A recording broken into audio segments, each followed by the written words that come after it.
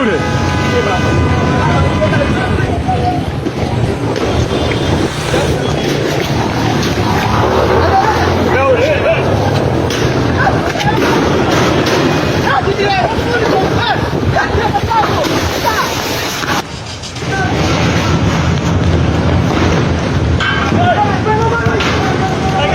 ko bewde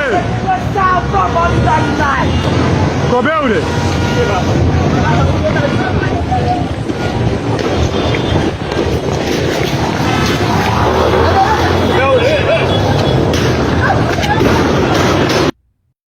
Assalamu alaikum. Hare mi yuri kem fopla landi stay do jam. Allah taw hare do jam.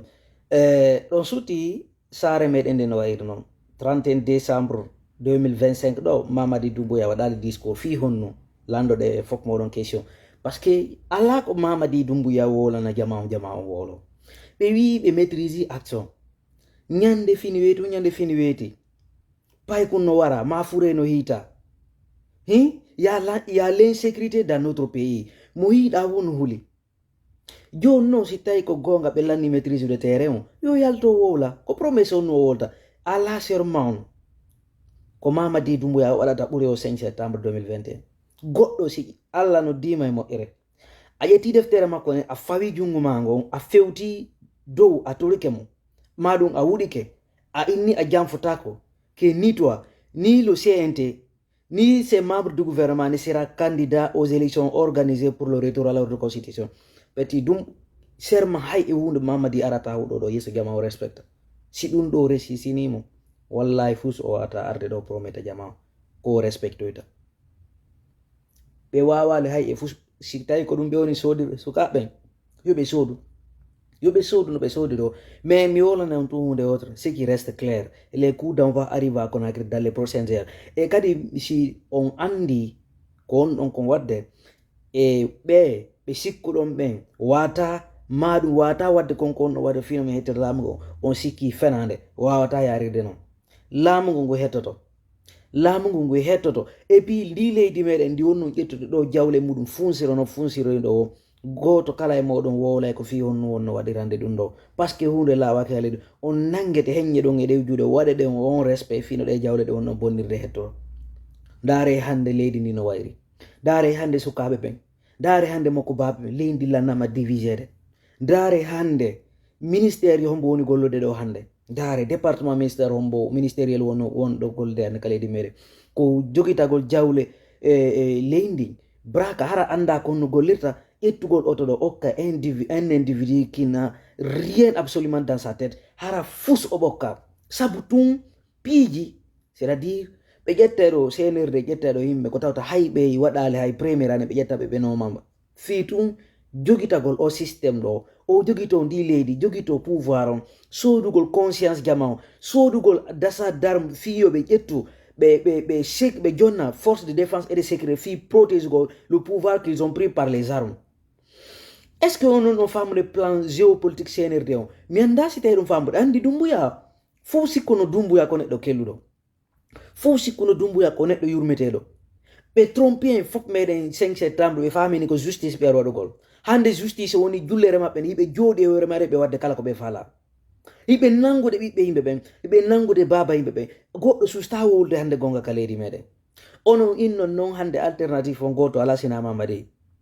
don suti o mascarade électoral mo be wadi do jama votale mais be yaltini Mamadi Doumbouya premier wo kanko gagné élection jiri jon non fi yo nganda moja avant que dum do hewto mi yaltuno mi wole minni mi sutenata kala yaado e beedo e kali mi woluno minni jama o retour candidature ji mabbe din acca be confisque pouvoir on nane be confisque pouvoir ha hebe solution yi do ittirebe do wata goto yaado e mabbe do pour faire semblant de légitimité et de légalité la junte militaire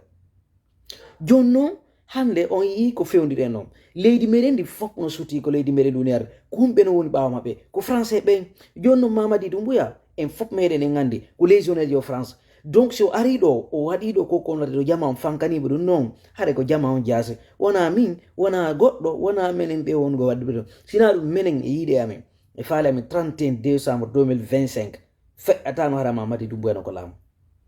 mais wola e souvent mais inna kono non hunde lawaki taw parce que Alpha Condé à l'époque yoɓannoɓe mo ɓen ɗi mbuuɗi ɓeɓe puusima woni kandi o waɗi troisiéme mandat makon foppo hino andi ɓayi coup d'état on nde no waɗata har jamba o foppo yinnino no yomin yondino hande kadi joɗotoɗon joti ko yomi simin fala men walle guere ko se Mamadi Doumbouya ari kewlori laamu ngon pinka nimo andi non suuten ɓomi ɓen 5 septembre ka CEDEAO koyno africain koyno européen ka Nations Unies komɓe sutani Mamadi Doumbouya ko selludalen ko menen fiyo no men sutani ɗum min suutenali mo fi beere rouge makko min suutenali mo fi beere vert makko min suutenali mo fi darne makko min suutenali ko min suuteni ko par ce que o ari o sowi lagene ko lagene duwa sowede ɗon lagene hari ɓittike ɓiɓɓe lenni fof ari lanni tampude ɓeɗo kadi ɓe ari ɓe ƴetti ɗum ɗo fof ɓe hawtidiri ɓe watte sangaro ɓe ƴetti ɓe wakkeke ɓe sikki jaman kadi fankereni goto fankata